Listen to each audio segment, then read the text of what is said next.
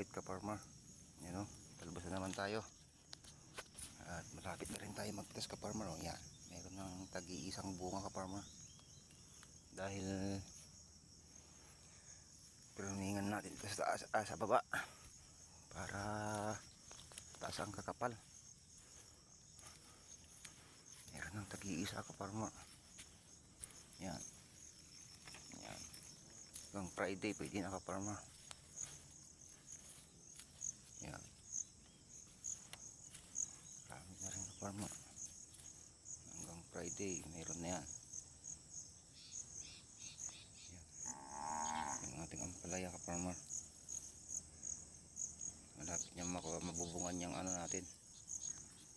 Balag natin ka farmer. Yan. Meron na.